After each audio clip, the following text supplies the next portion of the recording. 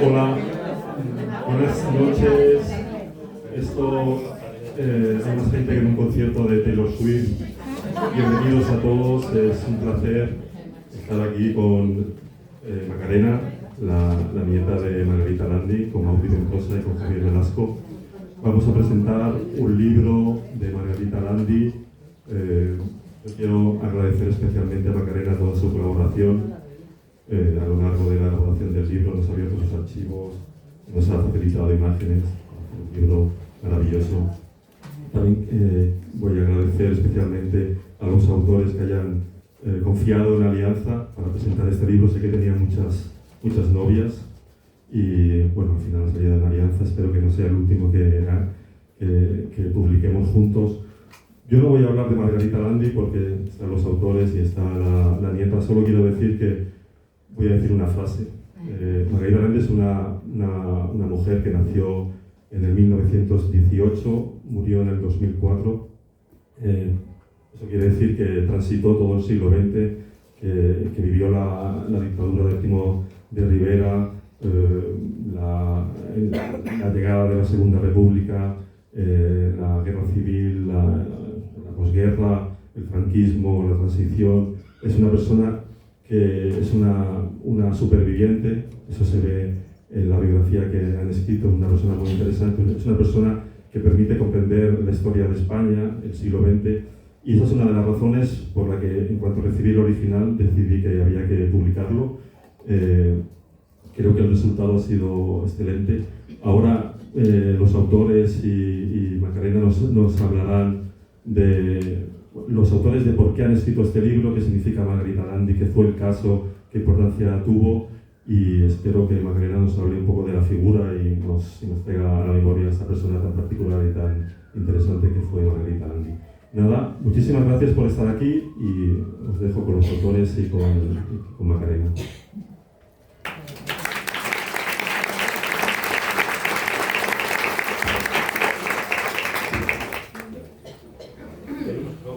¿Lo sois? No. Cogemos. ¿Sois? Bueno, buenas tardes. Muchísimas gracias por venir. Han venido familiares, amigos, que para nosotros son entrañables y que los queremos mucho. Tenemos que dar las gracias a Macarena, que vive en Gijón, bueno, cerca de Gijón, y ha venido con toda la familia para estar con nosotros todo el día, ¿no? Para esta mañana, en la rueda de prensa y aquí. Y tengo aquí apuntado, aparte de dar las gracias a ella y a su marido, José, que ayudó a su padre, a Ángel, con todo el archivo para recopilar todo y para escribir algunas partes en el archivo que luego nosotros hemos utilizado. He apuntado unas cuantas personas que tenemos que dar las gracias porque no es que no nos quede más remedio, es que queremos ser agradecidos. El primero es a Raúl Muñoz, que es de prensa de Alianza, que fue a la primera persona que le di el original, y a los 2 días ya me estaba diciendo, se lo he dado a Diego, que es el mejor editor que tenemos. Entonces, yo creo que 3 o 4 días después ya nos estaba llamando Diego para decir, me gusta el libro, quiero publicarlo. O sea que también, gracias a Raúl y gracias a Diego. Y a Óscar Oliveira, que es también de prensa de Alianza, que está haciendo un trabajo encomiable y que nos está llevando a muchísimos sitios. A todo el equipo de Álabra, dirigido por Luis Pardo, y a sus compañeras Sara, Tania y María, que nos están ayudando muchísimo. Luego ya, de forma más personal, dediqué el libro a mi abuelo Felipe, que es el que me traía el caso todas las semanas. Entonces me hizo que leyese el caso y me interesase muchísimo. A mis hijos, Felipe y José, que no han podido venir, a mi sobrino y ahijado Gonzalo, que está ahí detrás, y a toda mi familia, mis primos queridísimos, y a todos los amigos que han creído en el libro. Por supuesto, a Macarena. No hay honor de cómo lo había escrito, ¿eh? A su marido, a Rocío, su hermana, que también que es nieta, evidentemente, de Margarita Landi, y tengo que decir que Macarena y yo nos empeñamos desde el primer día en sacar el libro. Para negociar el archivo y todo eso, tuvimos problemas por las dos partes.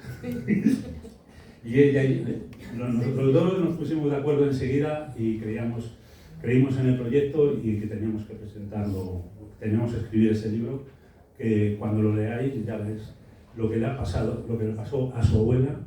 Muy pocas personas lo han pasado así en España. Quiero dar también las gracias a Joaquín Abad, que es el último director del caso, que es muy amigo mío y es el que nos dejó todos los ejemplares, bueno, casi todos los ejemplares del caso que él tenía en su oficina, que yo la veía cuando íbamos a trabajar allí. Y digo, pero Joaquín, ¿qué es esto? Y dice, pues esto es todo el caso. Luego, cuando lo vi, faltaban bastantes años y tuvimos que ir, Maud y yo, a la hemeroteca municipal, pues a seguir investigando. Que allí, lo voy a contar ahora porque es una anécdota graciosísima, pues pedíamos los rollos, los microfilms del caso, que eran de 6 en 6 meses. Y estábamos trabajando y como tardaban en traer otros rollos, pues le pregunté a la señora de la hemeroteca, digo, también queremos ver Interview. Y dice, uy, Interview no lo tenemos. Y digo, ¿por qué no lo tenéis? Si tenéis el caso que es más antiguo. Bueno, dice, pues mira, teníamos el Interview en papel físico, pero venían los señores y arrancaban las hojas y tuvieron que retirarlo. No estaba Maudie porque estaba trabajando en la máquina de microfilm y cuando se lo conté, dice, ¿pero cuándo te han dicho eso? Digo, pues buscando otras cosas. Y la verdad es que nos hizo muchísima gracia. También dar las gracias a Juan Caño Díaz, que fue otro de los directores del caso, fue presidente de la Asociación de la Prensa de aquí de Madrid, que es el que nos dio la pista del título del libro. Fue casi lo primero que me dijo, ¿a que no sabes qué llevaba en el bolso? Y ya me lo dijo. Y por supuesto quiero dar las gracias a todos los presentes que nos estáis acompañando en un día tan importante para nosotros, a los periodistas que cubren los sucesos, que en muchas ocasiones están denostados por los lectores. Les dicen que sí es prensa sensacionalista. Algunos sí es prensa sensacionalista. Pero como ahora veremos, Margarita Landi no era nada sensacionalista y era una periodista muy, muy rigurosa y de investigación. Y por supuesto dar las gracias a esa rubia que desde el cielo o donde sea nos estará observando en estos momentos. O sea que muchas gracias a ella y a todos vosotros.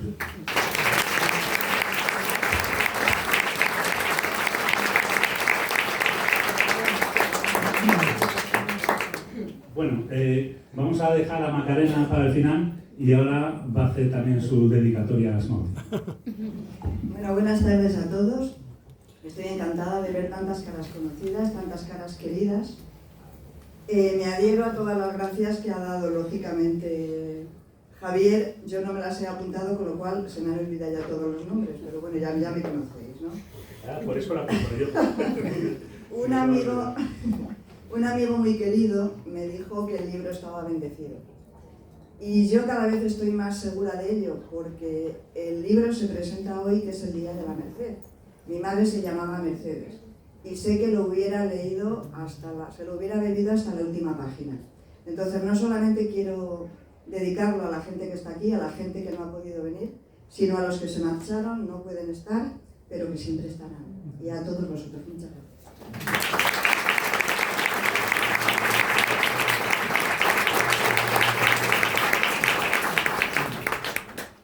Bueno, y ahora Margarita Landi tuvo 2 hijos. Uno falleció con 8 meses. Creo que Margarita ya estaba embarazada cuando estaba embarazada de tu padre. Que estoy seguro que le hubiese gustado también estar aquí para ver el trabajo que hemos hecho y que hemos probado todos. Tu padre, nosotros y vosotras sobre todo. Y bueno, y Rocío, que no puede estar porque vive en Inglaterra, pero que también le hubiese gustado estar. Entonces, ahora con todos vosotros, Macarena Torres, que es la nieta de Margarita Landi.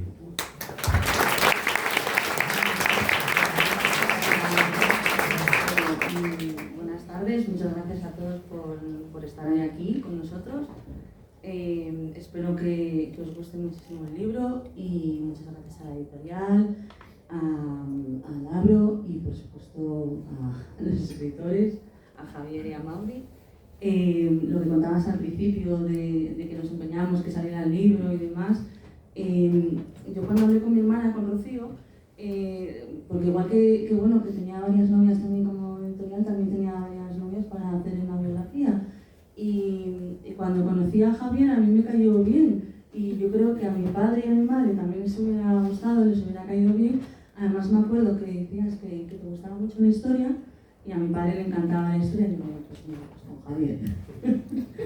y bueno, decidimos que hicieran ellos la biografía y mi hermana hoy no puede estar aquí con nosotros porque vive en Inglaterra, pero también le hubiera gustado. Y bueno, nada, pues muchísimas gracias y cualquier pregunta que tengáis, aquí estamos. Bueno, como todavía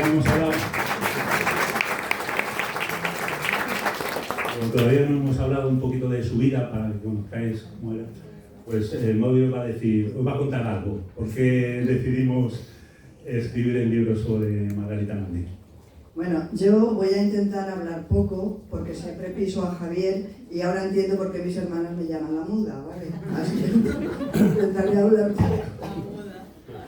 Bueno, Javier ya se había puesto en contacto con Macarena y ya tenía más o menos estructurado cómo quería el libro, y un buen día pues me dio y decidimos hacerlo juntos y nos pusimos con muchísimas ganas a investigar, a leer, nos leímos casos, nos leímos sus libros. Bueno, sé de asesinatos lo que nadie se puede imaginar, ¿eh? Y cuando empezamos a meternos con todos los documentos que tenía la familia, la verdad que desde el primer momento nos apasionó. O sea, porque fue una historia que nos atrapó desde el principio. O sea, ¿cómo es posible que alguien que ha tenido tantas dificultades en la vida, que arrastra un dolor tan importante desde niña, desde que perdió primero a su padre porque se fue con otra, y luego a su madre cuando murió cuando tenía 8 años, cómo una mujer así fue capaz de recuperarse, de tirar adelante, de vivir en un mundo de hombres, de trabajar en un mundo de hombres, de hacer cosas que le estaban vedadas a las mujeres, porque las mujeres estaban en casa o no trabajaban o eran secretarias. Y ella creó su propio personaje, fumaba en pipa, llevaba pantalones, conducía un deportivo ya cuando pasaron los años, se movía en burro, en moto, en lo que hiciera falta para llegar la primera al lugar del suceso. Entonces es una historia que te atrapa y mucha gente sabe cosas de Margarita Landi, de su vida profesional, pero ella fue tan celosa de su intimidad que ponía el foco en los demás y nunca hablaba de sí misma. Por eso es interesante este libro, porque presenta la vida de Margarita lo que no conoce nadie, y hoy ya lo está conociendo mucha gente. Una biografía escrita en primera persona que se lee como una novela porque tiene el ritmo de una novela, pero no lo es una biografía. Y ya me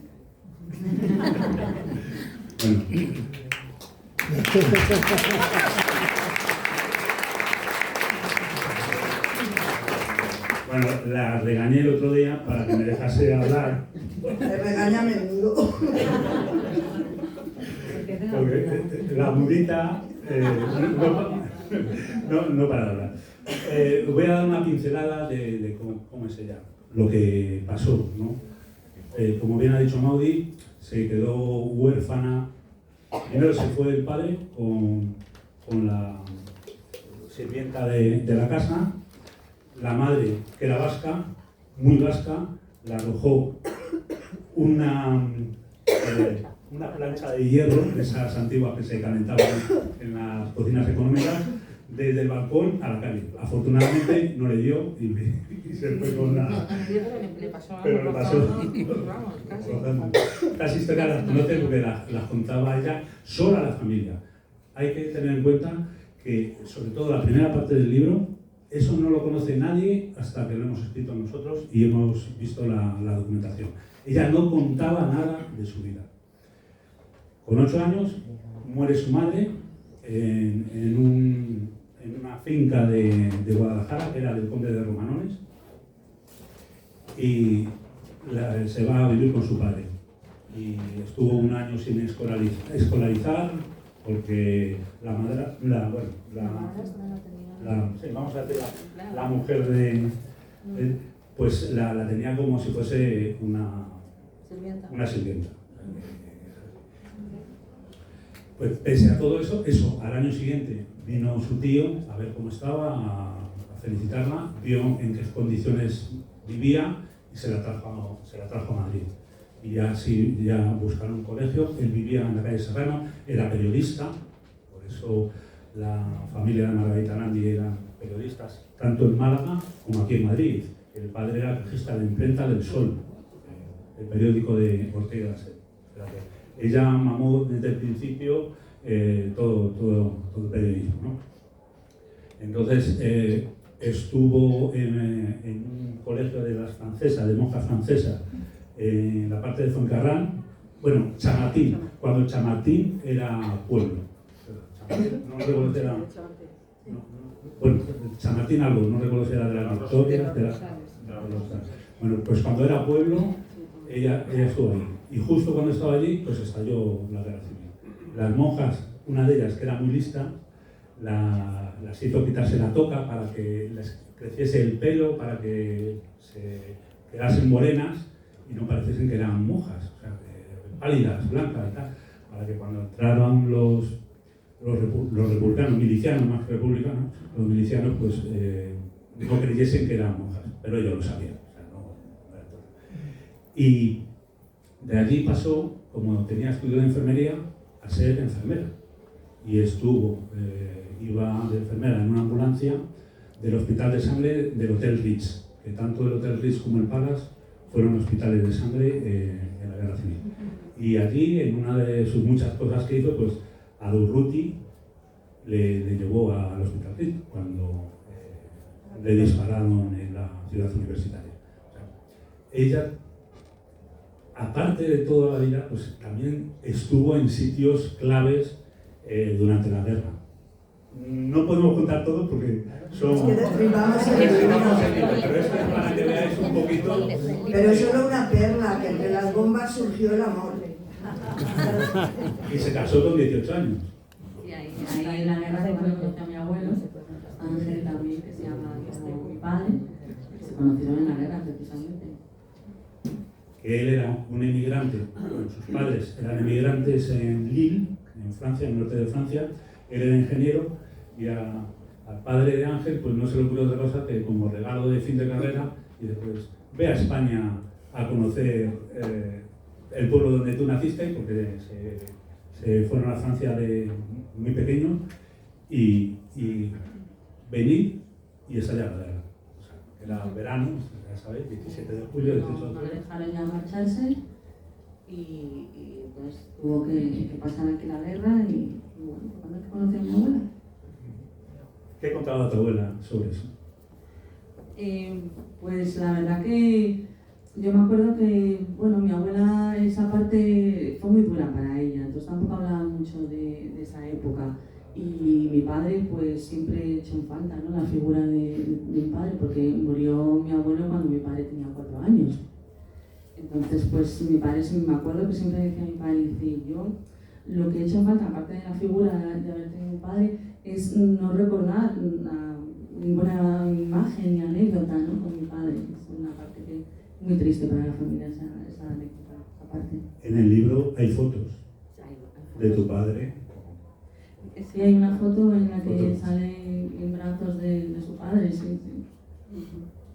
Porque el libro, pues no lo hemos dicho, pero quien no ha podido ojearlo, pues está lleno de fotos que lo cedió Macarena a la familia para verlo. Aparte también hay páginas del caso, pues para ver dónde estuvo ella. Porque estuvo en... Es que siempre nos dicen destacar un caso. Los Galindo, el Lute, o sea, estuvo en tantos casos que es... Ella tenía la maleta hecha, ya tenía una maleta en el hall, en la entrada, y solamente la cambiaba de ropa de verano o de ropa de invierno, y ya la tenía hecha la maleta porque así no paraba ni 5 minutos en recoger ropa ni nada. Ya salía ya escopetada con el coche, la maleta y ya iba a casa. Bueno, salía escopetada cuando tenía coche. Los 10 primeros años lo que hacía era ir a la estación de Atocha y coger el tren nocturno que le llevase a la ciudad donde se hubiese cometido el crimen que le había mandado Eugenio Suárez. Sí, decir que empezó a trabajar en el caso en 1953, a finales de noviembre. El caso llevaba desde 1952. En el libro están incluidas su ideario de lo que les costó contarlo. Y como estábamos en pleno franquismo, no dejaban contar nada más que un crimen por número. Eso sí, lo que hacían es que dependiendo de la región, entonces eran regiones, no comunidades autónomas, de la región, pues cambiaban el crimen. O sea, si era uno en la Huerta Murciana, por ejemplo, uno de los que trata, pues en Murcia salía ese crimen y en Madrid pues salía otro.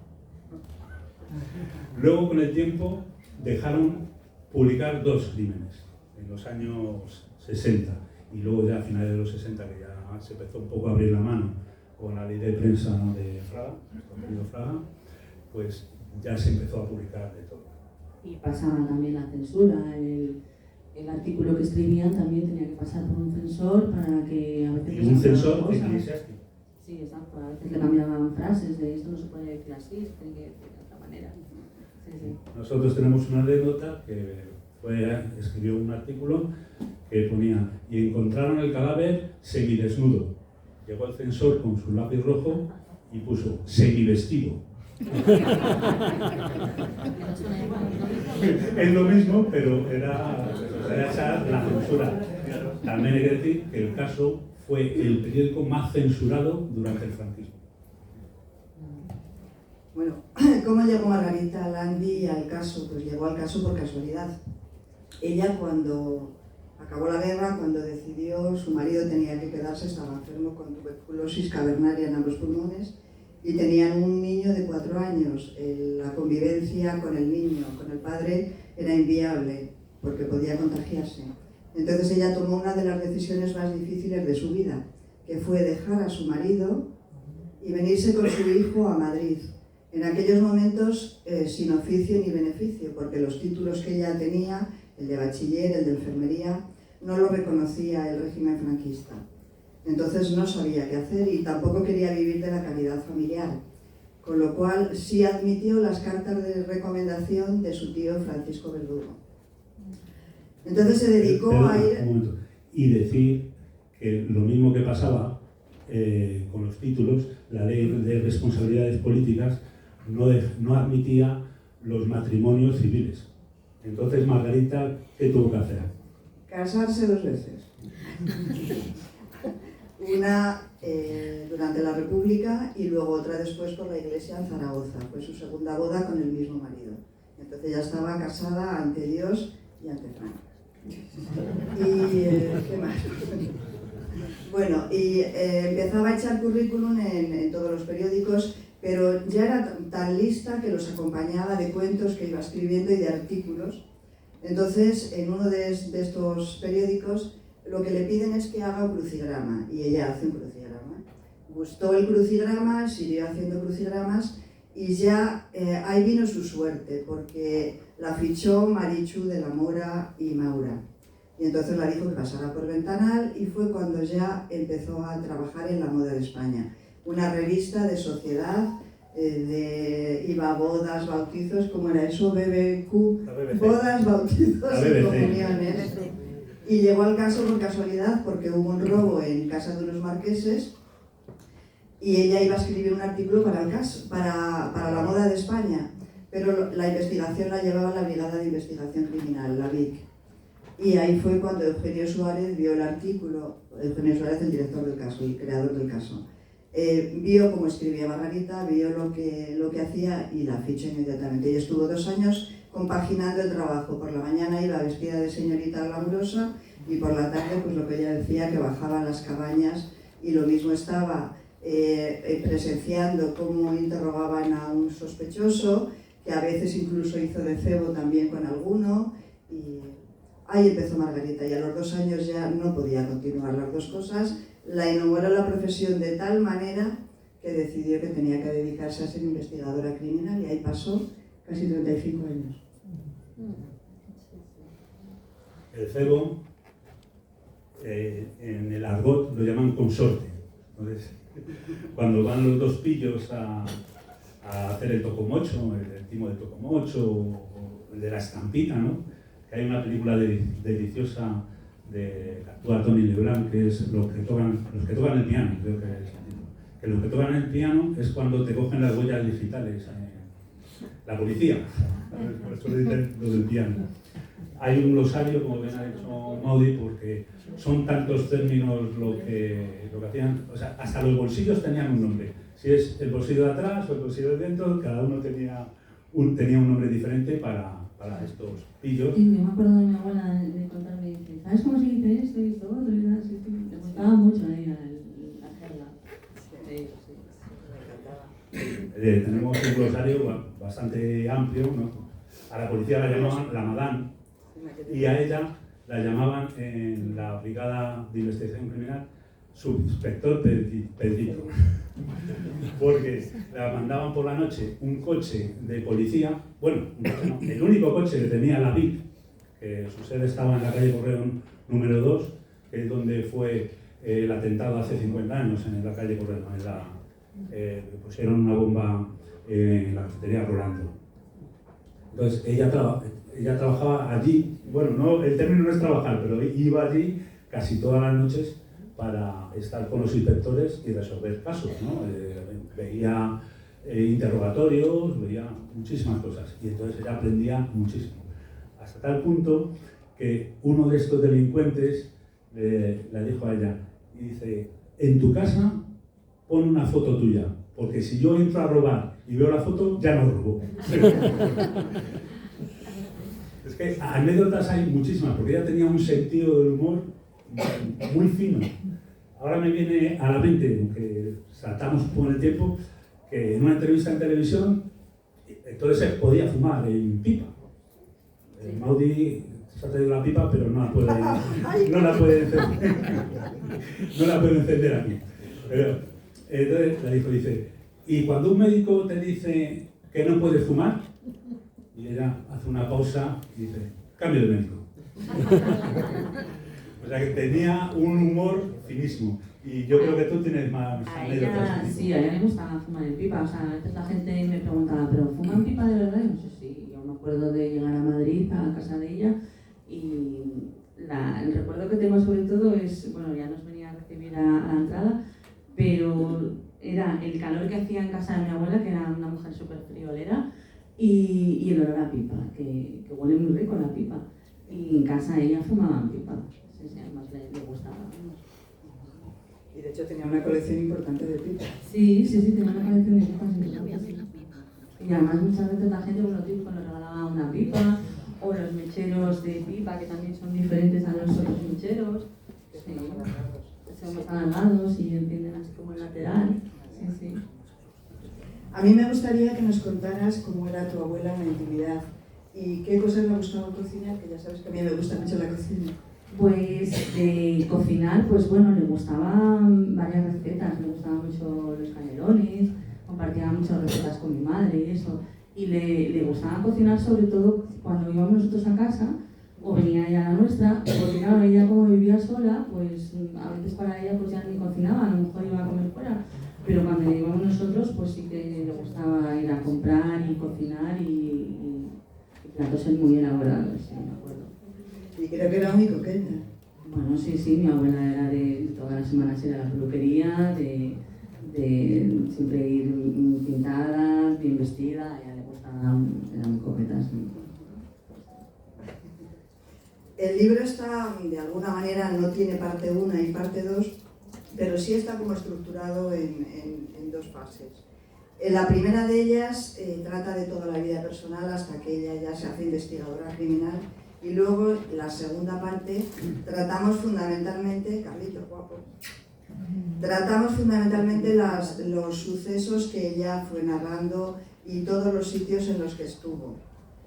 Y yo no sé si os hablaba en las reuniones que hacíais en casa, que yo sé que a tus amigas, para ellas era un personaje muy atractivo, ¿verdad? Yo cuando venía mi abuela a Gijón siempre me reservaba un día para mí, para mis amigos y los padres de mis amigos, los abuelos siempre querían conocerla y entonces pues organizábamos pues una quedada y eso y pues nos contaban cosas de anécdotas de viajes y luego en casa pues también con mis padres hablaban mucho, tenían pues, muchas tertulias, venían también amigos, familia y le preguntaban cosas de hoy este crimen y hoy este viaje, y este suceso, ¿qué pasó aquí? Y tal. Sí. ¿Y recuerdas algún caso que ellas contara que la hubiera impresionado mucho? Yo es que la verdad cuando a mí al principio cuando era pequeña y eso pues tampoco yo luego pues tampoco tenía, no me gustaba, ¿no? Entonces no escuchaba mucho, pero sí que me acuerdo que veía por ejemplo los casos de pues sobre todo eso, con niños y demás así, sucesos de violación y eso, sobre todo los niños, pues es que no soy capaz de llegar a entender cómo puede pasar nada de todo esto.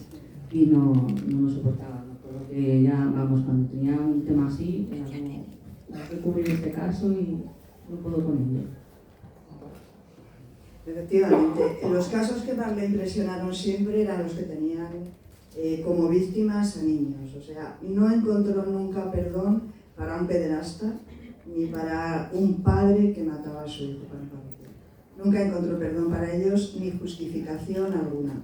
Así como en otros momentos sí hay casos en los que dice que no siempre el muerto es el bueno, que alguno efectivamente va pidiendo a gritos que le maten y al final le matan.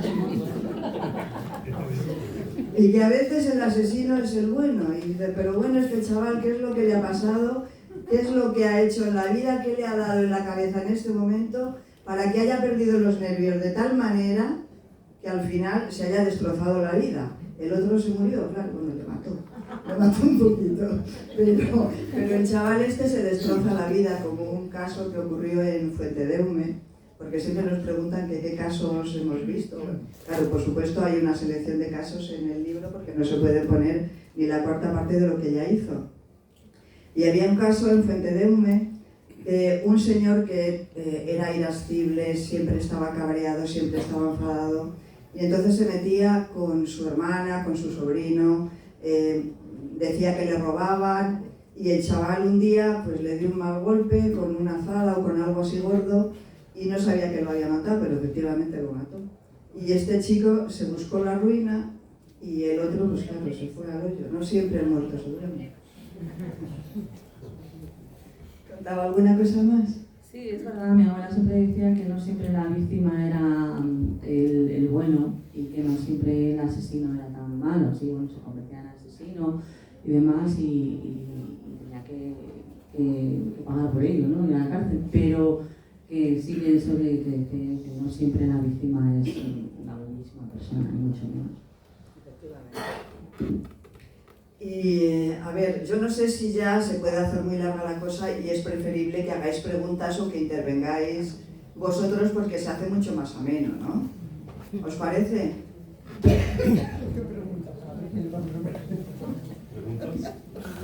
Es que si nos liamos a narrar crímenes, estamos toda la tarde narrando crímenes. Y si narramos toda su vida, al final destripamos el libro por completo y tenéis que leerlo, está claro. O sea que, porque además es un libro que está escrito en primera persona. Es muy raro que las biografías se escriban en primera persona.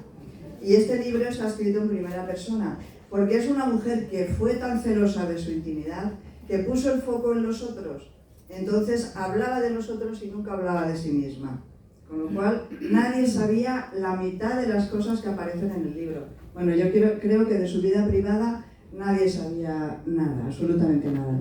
No, yo creo que alguna cosa que puede haber contado ella, pero realmente siempre se basaba en su trabajo. Nosotros incluso hemos hablado con algunos de los directores del caso, por ejemplo Joaquín Abad, que sentimos que no esté aquí hoy, y él no sabía si tenía 2 hijos o tenía 3 hijos. O sea, hemos leído mucho y hemos visto que se han cometido muchísimos errores en muchas cosas que se han publicado. O sea, se decía que conducía un descapotable, jamás condujo un descapotable, era un coche deportivo. Decía que tenía 3 hijos, no, tuvo uno que murió a los 8 meses y luego tuvo a Ángel, el padre de Macarena y de Rocío. Que si nació en Málaga, pues no, nació en la calle Cardenal Cisneros de Madrid, era muy madrileña. Es que toda la familia de ella es de Málaga, entonces ella era la más pequeña y ellos se vinieron a Madrid, entonces ella nació en Madrid, pero todos los demás hermanos sí que habían nacido y el padre también, y el tío Paco, como llamamos, Francisco Verdugo, exacto, eran de Málaga, es más, tienen calle ahí en Málaga, en una plaza. Quería preguntaros una cosa. Muy bien. El libro acaba de nacer, pero dices que lógicamente habéis puesto casos, pero habéis dejado muchos. ¿Habéis pensado que hay suficiente material como para hacer un segundo? Claro, lo que dice el editor.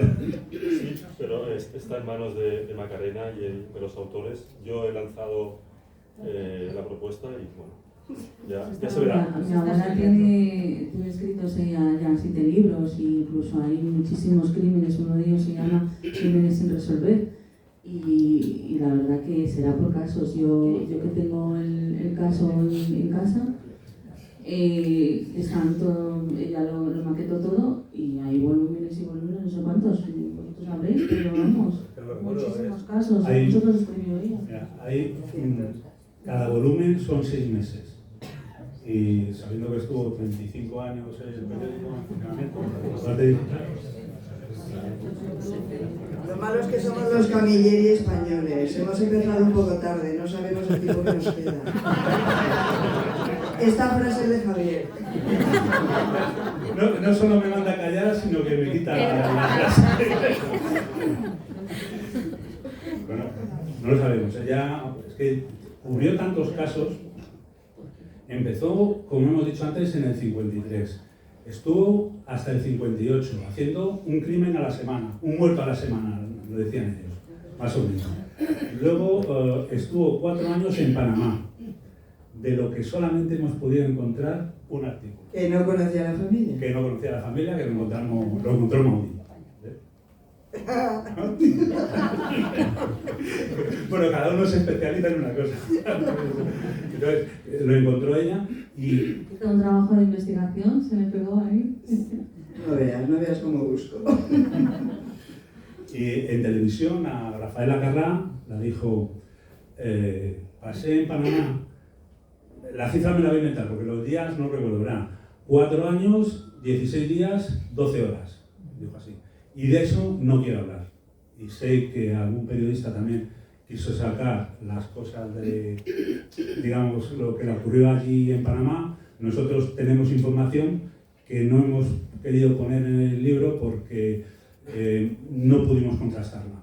Entonces, ellas, no, y además no se merece que escribamos un bulo cuando ella contrastaba todas las noticias. Yo ni idea y Rocío tampoco, porque además no habíamos nacido en aquella época y claro, mis padres murieron muy jóvenes, entonces tampoco hay muchas veces que te preguntas cosas que ya no puedes preguntar y...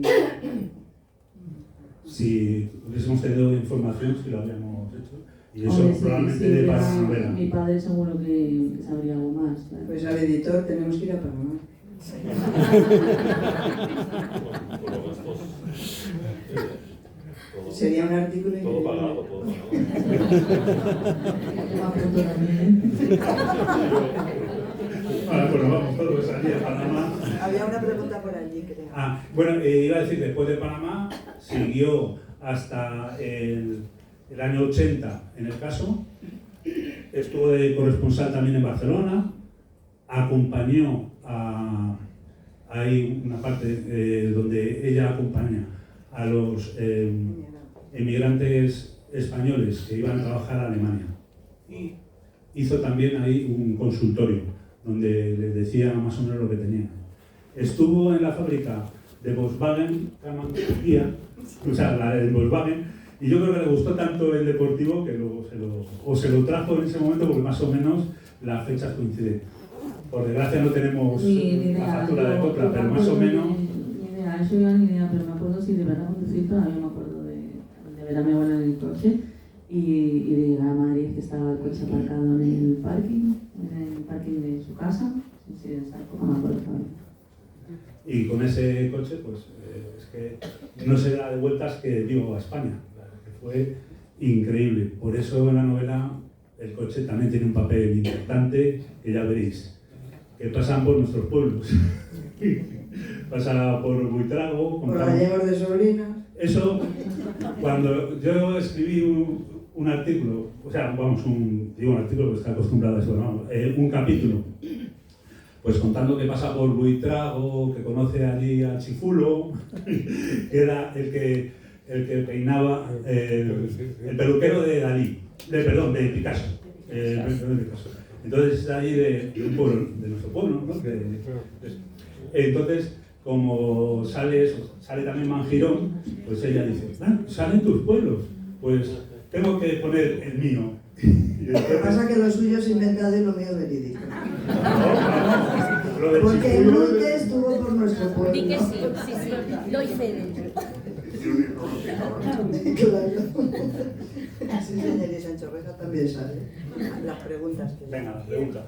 Hola, buenas tardes. Lo primero, daros la enhorabuena a los tres. Y yo quería hacer una pregunta, si tenía algún caso especialmente que era favorito para ella o que le había llamado la atención o del que hablaba en algún momento. Tenía muchos, pero por ejemplo uno que la impresionó muchísimo, antes he dicho lo de los niños, fue uno que ocurrió, mataron depravado a una niña pequeñita de 3 o 4 años y está reflejado, tenía los zarpazos de un lobo. Eso fue algo que a ella la impresionó mucho. Y luego, por ejemplo, los últimos de... Bueno, pero aparte de eso, ella odiaba a los pederastas con toda su alma.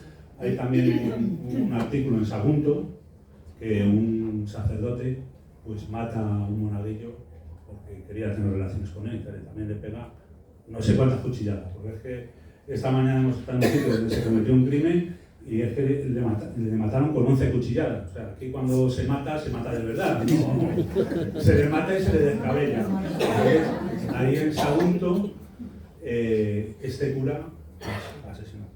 Luego casos, pues, los Galindo. Los Galindo a ella afectó mucho porque ella fue muy crítica tanto con la instrucción del caso por parte del juez como por la policía. Bueno, la policía vino después, primero la Guardia Civil. El cabo de la Guardia Civil pues dejó pasar allí a todo el mundo y se destruyeron pruebas y o sea, todo lo hicieron mal, ¿no? Y ella, pese a ser siempre alababa en la mayoría de sus artículos la labor de la Guardia Civil y de la policía, en esa ocasión no.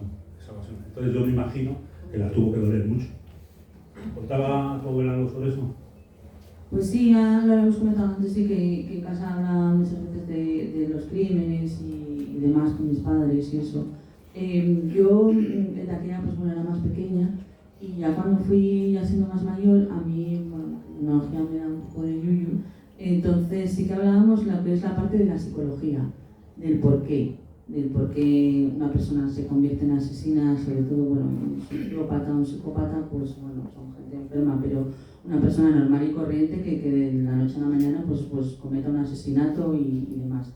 Y sí que esa parte del por qué pasan las cosas y la parte de psicología sí que hablábamos mucho. Luego aparte también me decía, me asesoraba mucho de cómo tenía que hacer para que no me robasen o para que cuando iba por la calle siempre me decía tú, a ver, si vas por la calle sola por la noche, o sea, cógete un taxi. Si ves que alguien te sigue, métete en un centro comercial o una cafetería muy concurrida, no vayas hacia tu casa.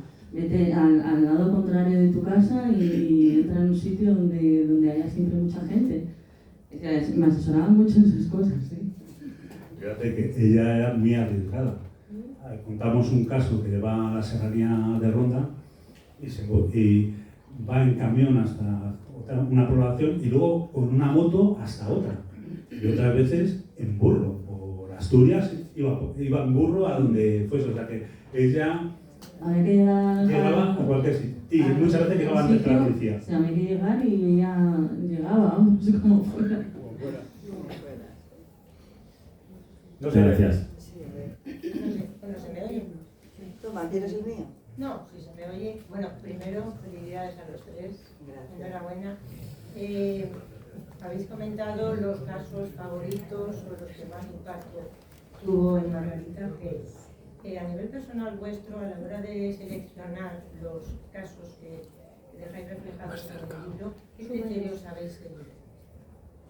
¿Mayor impacto a nivel personal? ¿Cada uno ha elegido unos? ¿Cómo ha sido esa elaboración de A casos? ver, no es que tengamos crímenes preferidos, porque preferir un crimen eso ya es duro. No, preferir un criterio. No, Sí, no, sí, el sí, criterio. sí. Bueno, pues este sí, este no. Sí, queríamos hacer un recorrido por los años que ella estuvo trabajando. Entonces hubo crímenes que fueron muy mediáticos y entonces intentamos también reflejar esos. Pero no solamente trabajó investigando crímenes, también hay un crimen, el de los Crespo, que es de una estafa inmobiliaria, hay otros sucesos que ocurrían con rateros.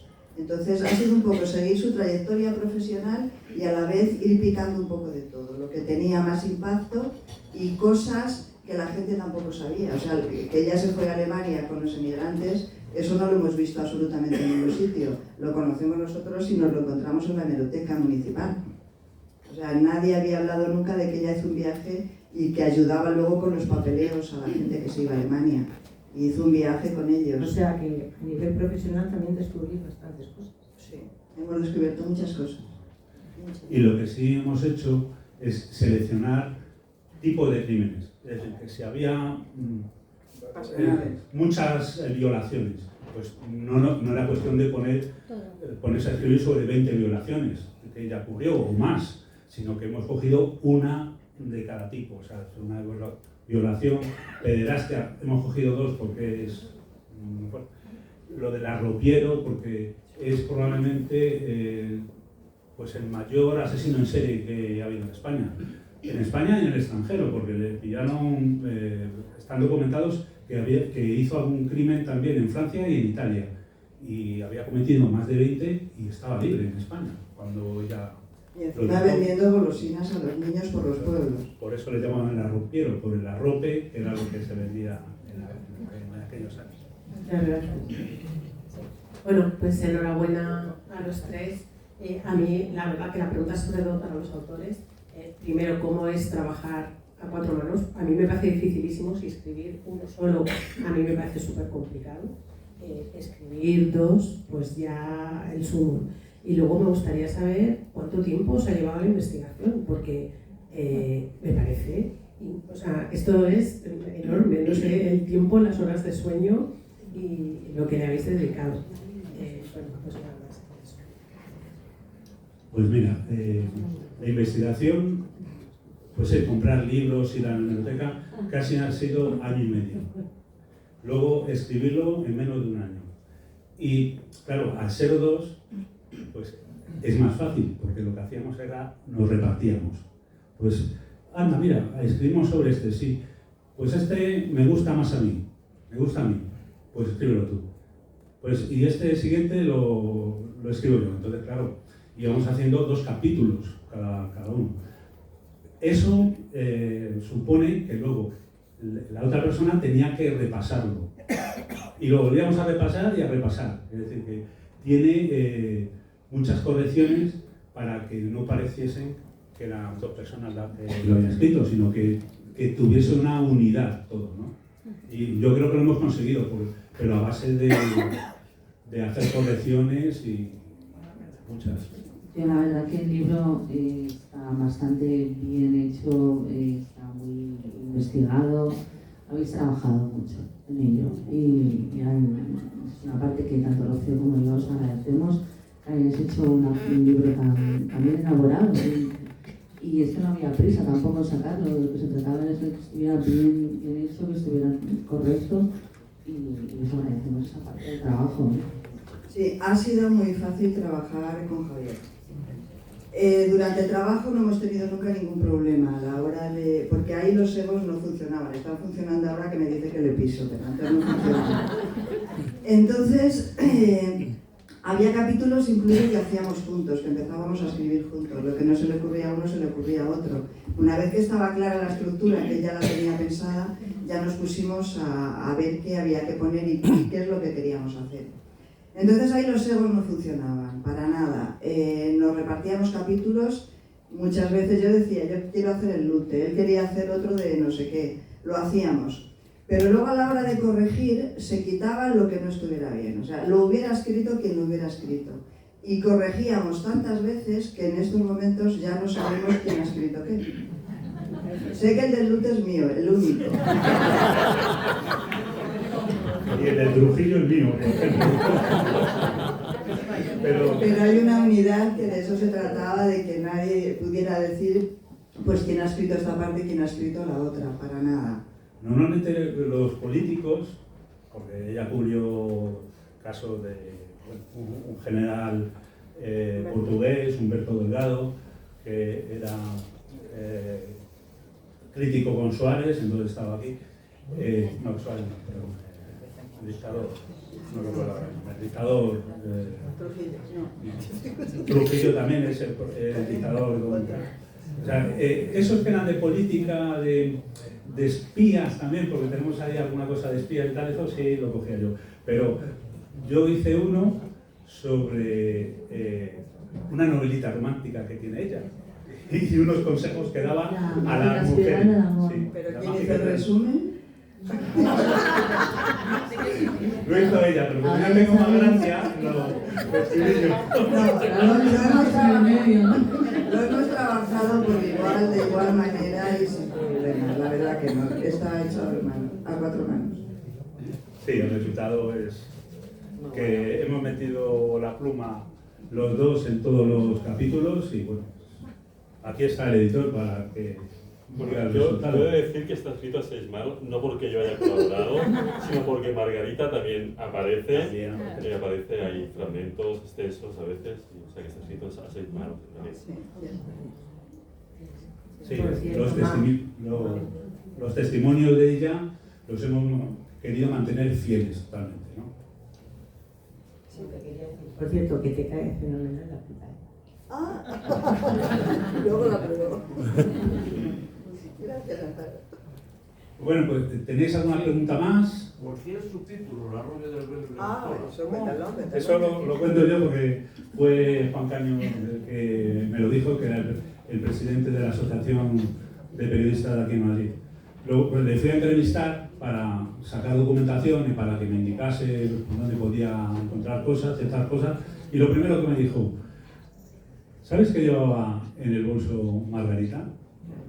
Y después lleva una pistola que le dio la policía y el velo para ir a los velatorios tanto de la familia del asesino como del asesinado. O sea, ella iba a todos los sitios. O sea que él me dio esa pista y luego me contó una anécdota, creo que me metió en el libro, y es que cuando él fue director del caso sobre 75-77, que es cuando estaba en la transición y estaba cambiando todo, empezaron a meter noticias rosas, muchas cosas de ovnis, porque les gustaba mucho lo de los ovnis. Entonces, ella se sintió un poquito, al no estar tampoco Eugenio Suárez, sino este director, pues se sintió un poquito traicionada, digamos, ¿no? Entonces se iba a un bar cercano con unos amigos y estos amigos cada día llamaban a un amigo diciendo ¿por qué no escribe más Margarita? Que esto no me gusta, que ella es mucho mejor. Y evidentemente era mucho mejor. O sea, era una periodista como la Coco Primo, ya lo hemos dicho, era rigurosa, investigaba todo y luego tenía gracia y como también ha dicho Maudi, un cierto estilo novelesco que atrapa al lector. O sea, siempre le daba una vuelta novelesca a todo lo que hacía. Prueba de ello que luego escribió la novelita esta. Bueno, novelita, era una novela. La mágica escuela del amor. La mágica escuela del amor. Sí, una novela romántica. Tipo Colín Tellado, pero con más... Con un asesinato. Sí, un asesinato, claro. ponga un asesino en su vida. Os quería hacer una pregunta. Ese tránsito que tuvo Margarita del periodismo escrito al periodismo audiovisual cuando salta a televisión, ¿cómo lleva ella esa transición? Porque realmente yo creo que ahí era una mujer muy conocida, pero yo creo que ahí fue también un boom cuando ella empezó a aparecer en las pantallas. Estamos hablando de muchos años. Bien, lo que pasa que ella, ya cuando apareció en las pantallas, ya era una persona ya famosa y salía también mucho en radio. La gente le conocía muchísimo de la radio, mi abuela, aparte del periódico. Entonces, bueno, bien. Y también te digo una cosa, la gente la trataba siempre muy bien, porque íbamos por la calle, por Gijón o por Madrid con ella y muchísima gente la reconocía, o estábamos en una cafetería y la gente siempre, todo el mundo muy bien con ella, la verdad. Se me hicieron fácil.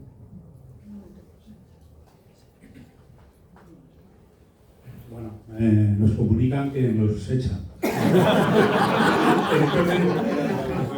Si queréis que os firméis, podemos firmarlo aquí, salimos fuera, donde... Yo no lo he dicho así. Lo que quiero decir es que si queréis que os firmen los ejemplares, pues... Margarita era más útil. Esa mesa es baja, si queréis nos ponemos fuera. Os comento un poco cómo podemos hacer para la firma. También me voy a defender, sobre todo para que tengáis tiempo de firmar tranquilamente. Lo que vamos a hacer es, las personas